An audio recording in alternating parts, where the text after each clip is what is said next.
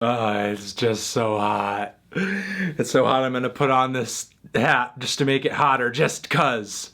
Just because. Hi everyone, Huthany Mid-Tano here, the internet's sweatiest music nerd.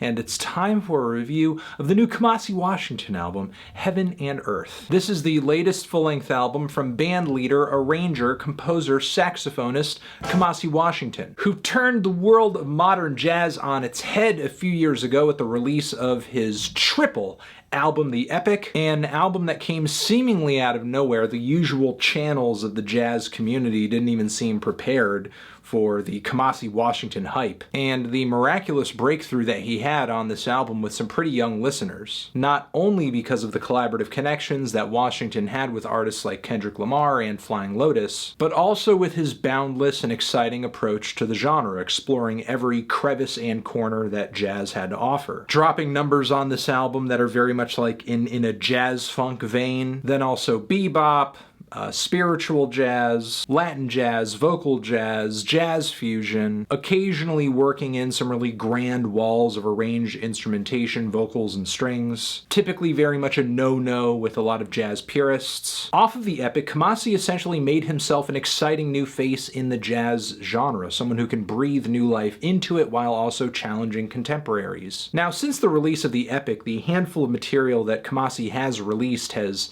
been alright. A little underwhelming in comparison with his material on The Epic, but I still thought that whatever his next album release was going to be, no doubt it was going to be bold. Which brings us to Heaven and Earth, the new Kamasi Washington double album. It's 2 hours and 24 minutes long, and I know some people are thinking, hey, that's not as big and as long as The Epic. That's shorter. Yes, while that may be true, there is also a companion EP that was released along with this album with 38 additional minutes of material for those who are truly in for the long haul. I'm not going to be talking about that EP in this review, but it's there. It exists, along with more originals and a cover of Ooh Child. So now, as far as the core album here goes, like I said, 2 discs, 8 tracks on each disc, many of which range from about 9 to 10 minutes, so still some pretty lengthy jams on this thing.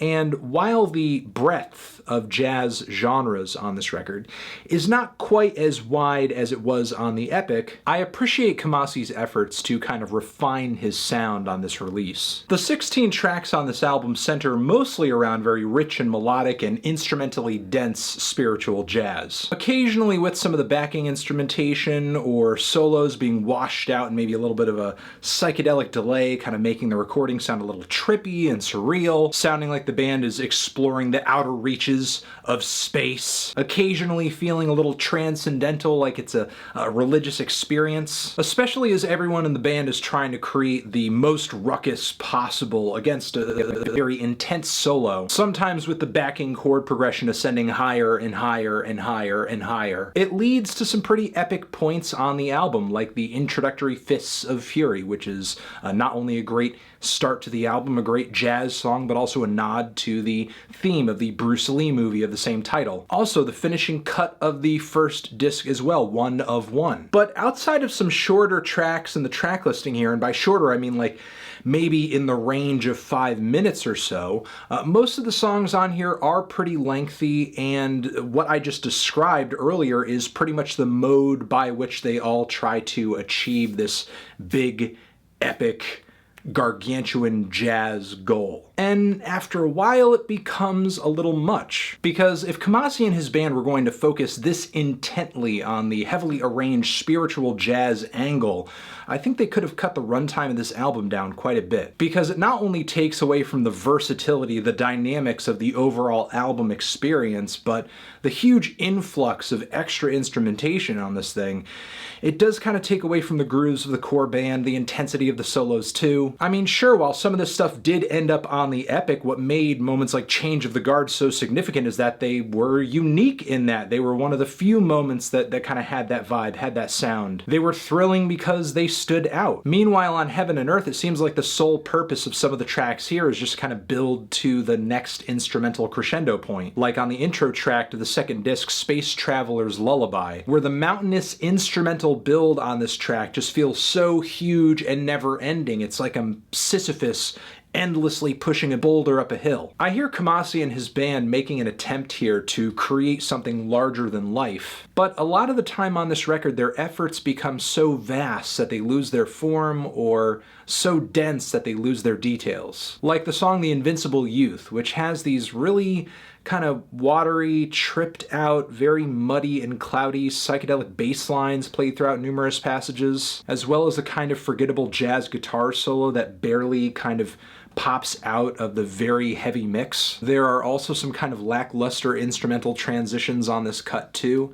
The song overall is kind of difficult to untangle, and not in like a weird experimental avant-garde way either. Overall, there's kind of a lack of super muscular, exciting, groovy cuts on this record. Moments like the Magnificent Seven off of the epic, I think Heaven and Earth is desperately in need of in order to kind of break up the super heavy, almost monotonous and juggernaut-sized jazz epics on this thing. I mean, the song Show Us the Way on this record does come kind of close, but it's still short by a couple of miles. Unfortunately for me, this record is not really the artistic statement that its predecessor was.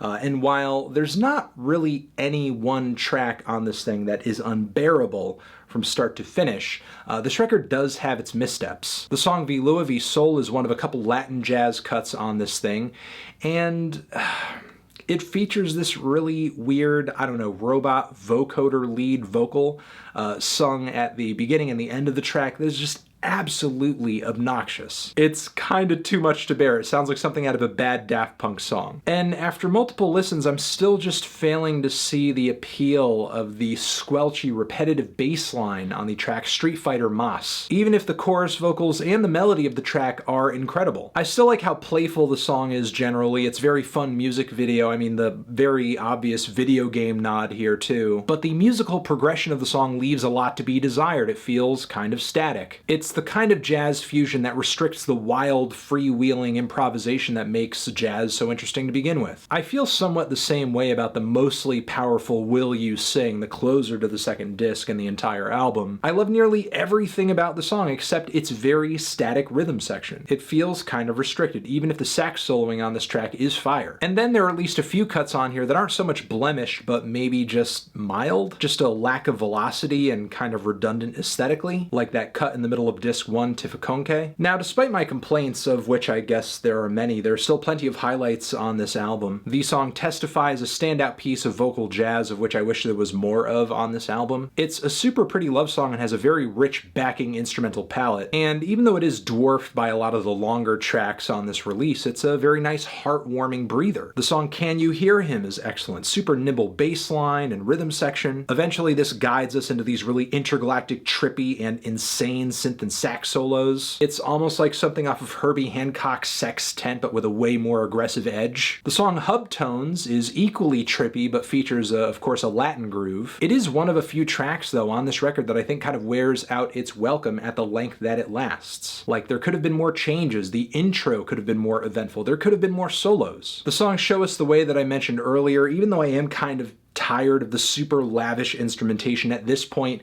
on the record at which we reach this song, I do have to admit this is one of the better cuts in this style on the album. The climax points on this track are incredible. There are some very showy rushes of strings on this track bashing against this incredibly intense sax solo that lights my brain on fire. And there's also the deeply groovy The Psalmist, which has a beat that you just have to hear to believe. You know, I really wanted to love this record going into it, but unfortunately I just kind of feel like it's okay, it's decent. If you're going to put out a record this long, every track has to be, to some degree, top-notch. You can't be dropping material that's just merely passing the time. A record of this size really needed more variety, more versatility, more dynamics. Yes, I do enjoy a lot of the themes of Afrocentrism and space and religion on this thing, but in comparison to the epic, I just find this album to be so cumbersome, even though it is shorter. I'm feeling a decent 2 strong 6 on this thing. Transition, have you given this album a listen? Did you love it? Did you hate it? What would you rate it? You're the best, you're the best. What should I review next? Hit the like if you like. Please subscribe and please don't cry. Hit the bell as well if you hit that subscription button. And yeah, over here next to my head is another video that you can check out. You can hit that up or give yourself a pat on the back for being a great person. Anthony Fantano, Kamasi, Washington, forever.